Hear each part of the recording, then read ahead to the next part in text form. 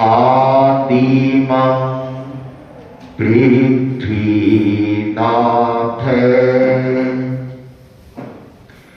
मादिमं निष्परिग्रहम् आदिमं तीर्थनाथश्च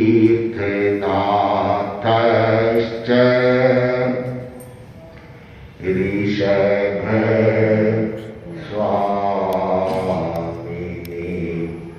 नमः ऋषभ स्वामिने नमः। युगादि देव प्रभु ऋषभ के चरणों में भाव भरा वंदन। युग प्रधान महातपस्वी आचार्य श्री महाश्रमण जी के श्री चरणों में भाव भरा वंदन। समुपस्थित भक्तामर प्रवचन माला में सहभागी श्रावक श्राविकाएं बंधुओं, जो व्यक्ति वीतराग वाणी को पढ़ लेता है उसको हृदयंगम कर लेता है, उनके वचनों के अनुसार अपने जीवन को बना लेता है, उसको किसी भी प्रकार का डर भय नहीं रहता। हम बहुत सारे डर भय की इन दिनों में चर्चा कर रहे हैं, वक्तामर के माध्यम से कर रहे हैं। आचार्य मातुम के द्वारा निर्देश के उस युग के भय की चर्चा कर रहे हैं। आगमों में तो 7 प्रकार का भय बताया है और आचार्य मातुम भक्तामर सूत्र में उस युग के 8 भयों का उल्लेख कर रहे, 8 प्रकार के हैं। पहले 8 प्रातिहार्य चले थे, एक एक प्रातिहार्य का उल्लेख किया गया था। अभी क्रम से 8 भय बताए जा रहे हैं। सबसे पहले जो भय आया हाथी का, सिंह का, दावानल का, समुद्र यात्रा का, सर्प का, युद्ध का, अग्नि का, दावानल आगे दावानल अग्नि को कहते हैं। तो ये बहुत सारे हैं और इन सब भयों का देखें तो सबसे बड़ा भय है वह मौत का होता है। जब मौत सामने आ जाती है तो बड़ा ही आदमी डर जाता है। एक कोई बुढ़िया थी, कोई 90-95 साल की होगी, कमर भी झुक गई थी, एल शेप में हो गई थी और रोज करती कुटिया में रहती थी कि भगवान मेरी चिट्ठी भूल गया, भगवान मेरी चिट्ठी भूल गया। एक दिन उसकी कुटिया में सांप निकल गया और डर करके भागी वहां से। लोग आए कि क्या हुआ भाई, क्या हुआ? कि सांप आ गया, सांप आ गया, सांप। तो लोगों ने भी मजाक की, माने ये भगवान के घर की चिट्ठी आई है। तो मौत का भय है वह सबको रहता है।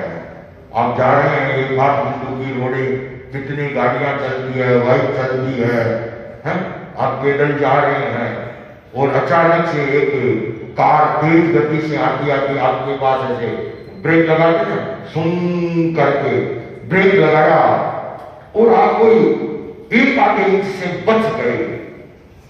उस समय क्या होता है? हार्ट की धड़कन बढ़ जाती है, जो मौत आ गई, धड़कन बढ़ जाती है 10 मिनट तक, तो चाहे नॉर्मली नहीं होएंगे, धड़कन बढ़ जाती है।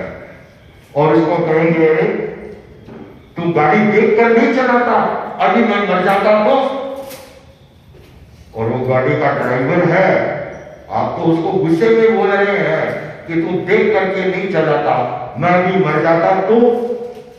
वो बेचारा गाड़ी का ड्राइवर है, वो बड़ी विनम्रता से बोलता है कि मैं देख कर चला रहा था तभी ब्रेक लगाई, मैं देख कर चला रहा था तभी ब्रेक लगाए।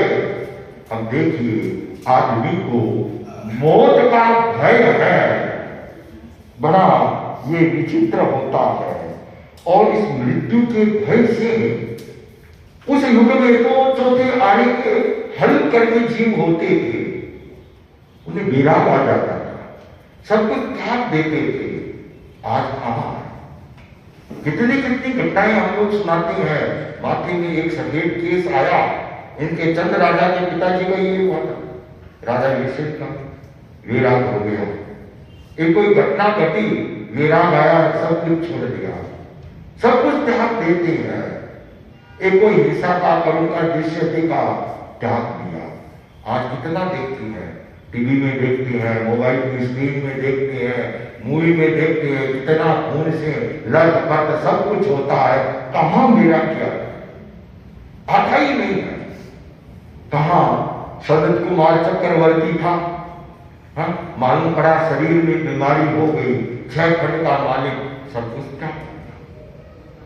तो उन्हें चर्चाओं में आज एक चर्चा और की जाए। एक उस जमाने में और भय रहता था, और वह भय भी उस युग का बड़ा ही विचित्र भय था।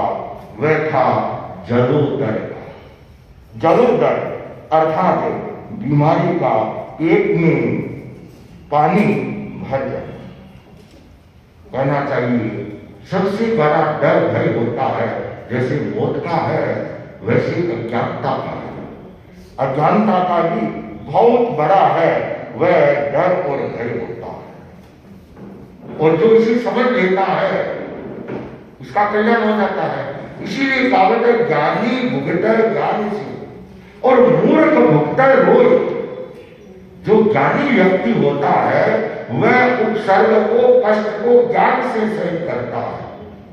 कितने कितने मुनियों के सामने मरणांतिक कष्ट आए हैं, क्या उन उपसर्गों में, उन कष्टों में उनका कुछ बिगड़ा है? क्यों नहीं बिगड़ा? हम चिंतन करें, क्यों नहीं बिगड़ा? क्यों? वे अपने चैतन्य के स्वरूप में स्थित थे, वे अपने आत्म स्वरूप में स्थित थे। वे जानते थे कि क्या होगा, मृत्यु हो जाए। वो उस भूमिका पर चले गए थे जहां आत्मा भिन्न शरीर भिन्न। अरे मरेगा कौन?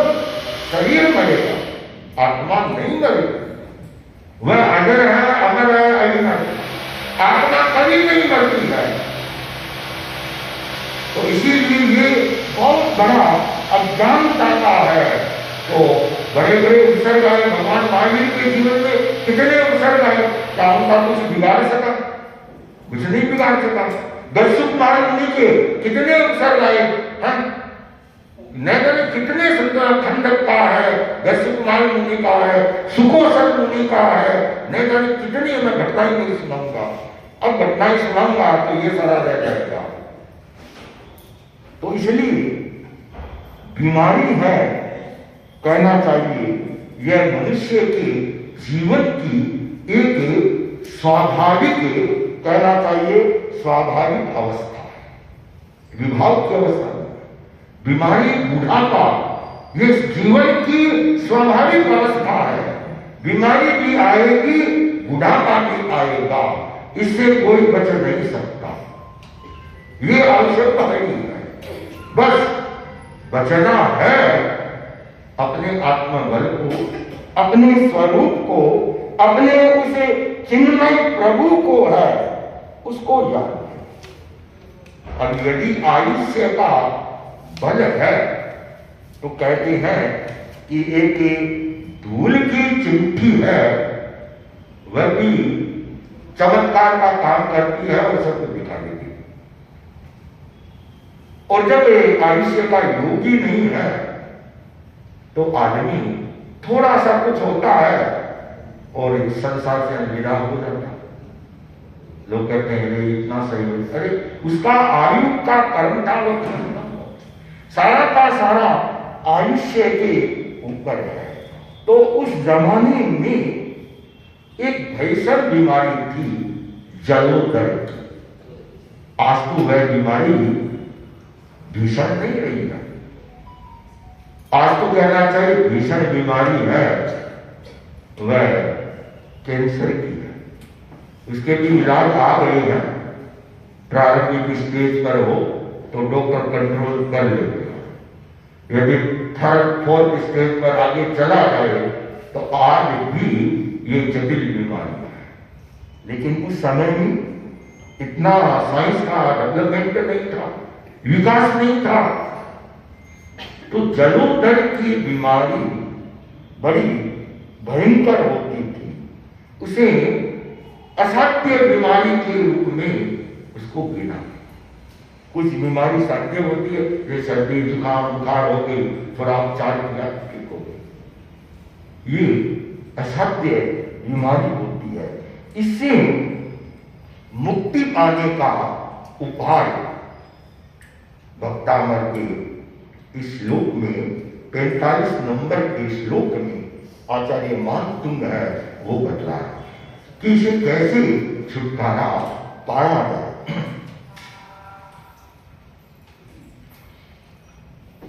उद्भूत भीषण जलोदर भार भोगना, उद्भूत भीषण जलोदर भार भोगना, सोचा दशा मुक्ता चित जीविता सा, सोचा दशा मुक्ता चित जीविता सा, त्वत्पाद पंकज रजो मृत दीर्घ त्वत्पाद पंकज रजो मृत दीर्घ मर्या भवन्ति मकर ध्वज तुल्य रूपा, मर्या भवन्ति मकर ध्वज तुल्य रूपा। इसका हम शब्दार्थ करें, संधि विच्छेद करके साथ साथ में उद्भूत, उद्भूत अर्थात उत्पन्न, उत्पन्न होना, पैदा होना, इसका मतलब है क्या पैदा हुआ कि भीषण, बहुत ही भयंकर, भयंकर जलोदर, जलोदर एक बीमारी का नाम है। पेट में पानी भर जाता और इस तरह से वो पानी भरता कि आदमी का सारा शरीर है वो अस्त व्यस्त हो जाता, टेढ़ा मेढ़ा हो जाता। उसकी उस भीषण बीमारी की एक कल्पना करके और यहां पर बता रहे हैं, जलोदर भार भुगना, वो पानी का भार इतना हो जाता है, भार भुगना, उस भार के कारण झुक गया, भुगना नाम है झुक गए ना? क्या सोचाम, सोचाम दशा, एक चिंतनीय दशा होगी।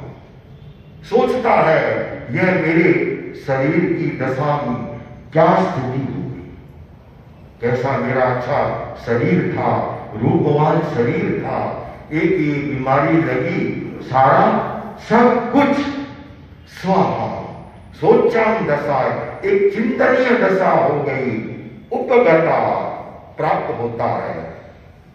किसको? कि जीविता, वह कभी ऐसी दशा बनती है जीने की आशा ही, अब मेरा कोई जीने भी जीना थोड़ी है।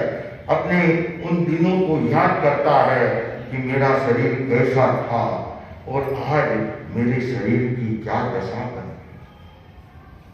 बीमारी और बुढ़ापा, ये दोनों ऐसे हैं, चाहे कोई कितना भी हो, ये किसी को नहीं छूटते। आदमी चाहे अपनी जवानी में, युवा अवस्था में कितना भी जोश खाए, लेकिन जब बुढ़ापा आता है, बीमारियां आती है, तब बड़ी दुर्दशा हो जाती है। चिंतन की दशा बन गई। और यहाँ एक बात कह रही है आचार्य मानतु, वह महत्व की है, बड़ी ही महत्व की है कि जो जीने की आशा छोड़ चुका है, तो त्वट पाद कम कर, त्वट अर्थात तुम्हारे, आपकी, पाद चरण पे, पंकज नाम कमल, आपके चरण रूपी कमल, रजय, रजय नाम है मिट्टी का, धूल का, कि उस स्थिति में आपके चरण की रज अर्थात मिट्टी अमृत दिख है, कि वह अमृत के लेप के समान होती है। तो क्या होता है? देहा मर्त्या, देह नाम शरीर का है, मर्त्या मनुष्य, कि उस मनुष्य का शरीर है, भवंती हो जाता है। क्या हो जाता है? मकर ध्वज। मकर ध्वज किसे कहते हैं? नहीं नहीं, मकर ध्वज का अर्थ है कामदेव के समान उसका शरीर हो जाता है, रूपवान। जो एकदम से जलोदर की बीमारी से जीने की आशा छोड़ चुका था, उस बीमारी से वो झुक गया था, टेढ़ा मेढ़ा हो गया था, आपके चरण रूपी रज मिट्टी को वह ले लेता है या लेप कर लेता है, तो वापिस उसका शरीर है मकर ध्वज तुल्य रूपा, कामदेव के समान उसका शरीर है, वह रूपवान हो जाता है। ये कब होता है? कि शर्त वही है कि यदि हृदय से, और ऐसा होता है। ये तो मीठा प्रेम है, तीर्थंकर है। अब कहेंगे तीर्थंकर की मिट्टी कैसे मिलेगी? मानतुम तो हुए अभी 7वीं 8वीं शताब्दी में, ऋषभ हुए उस समय में, कैसी ये परिकल्पना कैसे होगी? ये सारे के सारे बड़े गूढ़ रहस्य होती है। ये ऊपर ऊपर में तो ऐसे लगता है, लेकिन इसकी गहराई में अर्थ का चिंतन किया जाए तो हमें पढ़ना चाहिए आचार्य महाप्रज्ञ के दर्शन को, वहां समाधान मिलेगा। ये होता है, समस्या कहीं होती है और समाधान कहीं मिलता है। गुरुदेव कहते ऐसी समस्या ही है, बीमारी है, और डॉक्टर कहता है कि आपको 5 किलोमीटर चलना है, आपकी शुगर बहुत तेज है। अब 5 किलोमीटर दूर से तो 50 कदम भी नहीं चला जा रहा है। हार्ट का पेशेंट है, सांस भर जाता है, उसको कहते हैं कि ये कब नहीं हो रहा है, कैसे करें? बस ये चीज समझ ली। और उसका उपाय है, वह है कायोत्सर्ग। कायोत्सर्ग, वह अपने आप को कायोत्सर्ग में ले जाए, एकदम शिथिलीकरण कर दे, और फिर अपने आप को दौड़ाए। लेटा हुआ है और संकल्प के साथ दौड़ रहा है, और इतना दौड़ा कि शरीर में पसीना आ जाएगा। ये प्रक्रिया है। कहते कि तिब्बत में एक संत थे, योगी थे, तिब्बत के बहुत ठंडे पार है, बर्फ पड़ती है तिब्बत में, तो वह किसी को शिष्य बनाता तो उसकी परीक्षा लेता, कड़ी परीक्षा। इसे पहले कहता बर्फ पर बैठ जाओ, कपड़े उतार दो, अब बेड पर बैठना और कपड़े उतार देना कितना कठिन। फिर तीसरा आदेश होता कि अब कपड़े भी उतर गए, बर्फ पर बैठे हो, अब शरीर से पसीना निकालो, पसीना निकालो। हाँ, धूप में खड़े होकर कोई भी पसीना निकाल सकता है, बर्फ की शिला पर बैठ करके पसीना निकालना हर एक की बात। वो पसीना निकाल देगा, उसका चला बन जाएगा। ये कैसे क्या? ये सारे प्रयोग है साधना के। तो आप वायु सर्ग में जाकर के संकल्प करें और एक परिकल्पना करें प्रभु ऋषभ की, ऋषभ के चरित्र की कल्पना करें कि ऋषभ प्रभु चल रहे हैं और उनकी चरण की धूली मैं लेकर के, इस सारा संकल्प के आधार पर होता है और वह एक चमत्कार होता तब है, यहां से बोलने से नहीं होगा। आचार्य तुलसी कलकत्ता की यात्रा करके पधार रहे थे। ऐसी कई घटनाएं गुरुदेव के जीवन की। और बिहार में एक बंगाली दंपति आकर के कार से अचानक रुका और गुरुदेव के दर्शन किए। तो अपरिचित थे, बंगाली थे, जेल भी नहीं थे। तो पूछा कि कैसे, कि हम आचार्य तुलसी के दर्शन करने आए। क्या आप आचार्य तुलसी को जानती हैं? तो वह भाई बोला कि मेरी पत्नी की टीबी हो गई थी और डॉक्टरों ने उत्तर दे दिया कि अब इस टीबी का कोई, उस जमाने में जैसे जलोदर है, आज कैंसर है, एक टीबी भी एक समय में लाइलाज बीमारी रही है। तो उस समय आपके किसी श्रद्धालु भाई ने हमें कहा कि गुरुदेव के चरण की धूल है, उसका सेवन करो। हम तो हारे हुए थे और हमने आचार्य तुलसी के चरण की धूल को हमने मेरे घरवाली को देना चालू किया। एक चमत्कार हुआ, ठीक हो गई। देखिए, ये एक श्रद्धा की बात होती है और हम दर्शन करने उनके आशीर्वाद लेने आए। तो आचार्य मानतुम भी ये बात कह रहे हैं। और आज तो इस श्लोक के आधार पर ये बहुत सारी बीमारियों का भक्तामृत के माध्यम से जो इलाज करते हैं वो, लेकिन बड़ी बीमारी तो हमारी वो है, जन्म मरण जरा रोग। उसका इलाज हो जाए तो हम भी अजर अमर अविनाशी उस पद को उसको पा सकते। बड़ा ही यह कहना चाहिए महत्वपूर्ण ये श्लोक है। और इस श्लोक में आचार्य मानतुंग इस चीज को बता रहे हैं। इसका हम वापस थोड़ा सा भावार्थ को वापस समझ लें। भीषण उत्पन्न जलोदर के भार से जो झुक गए हैं, जिनके शरीर की शोचनीय दशा बन गई है, जो जीवन की आशा छोड़ चुके हैं कि अब मेरा क्या होगा, वह मनुष्य तुम्हारे चरण कमल की अमृतमय धूलि को शरीर पर लगाता है या लेप कर लेता है तो उसका शरीर कामदेव के समान वैसा रूपवान है, वापिस बन जाता है। कितना गहरा और ये श्लोक है।